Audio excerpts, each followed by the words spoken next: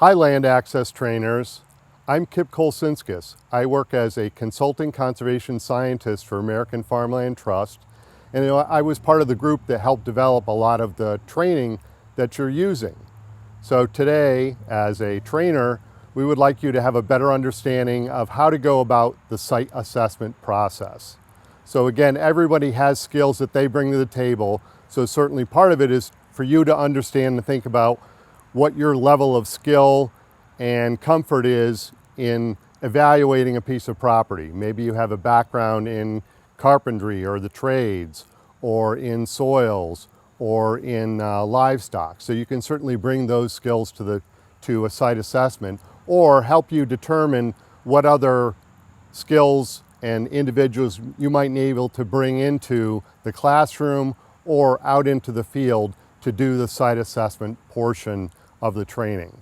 And the site assessment portion, you can certainly do part of it indoors and part of it outdoors.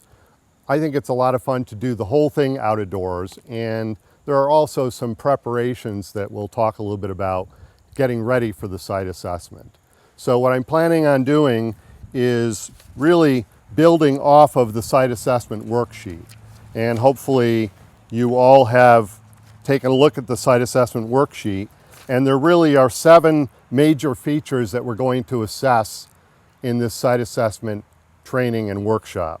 We're going to talk about location and configuration, infrastructure and improvements, including housing, land use and management, property rights and limitations, carrying costs, including taxes, and community support for agriculture. So again, I think it's important as you're looking at a site to use for this portion of the training to think about what's typical in your area that beginning farmers would be looking at either for lease or for purchase. So find something that's of a size, configuration, maybe has the kind of infrastructure you would typically see in a farm and ranch in your area, typical soils, so that people can relate to what you're talking about.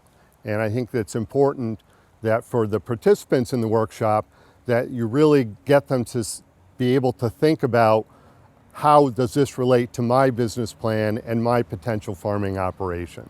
So let's get started.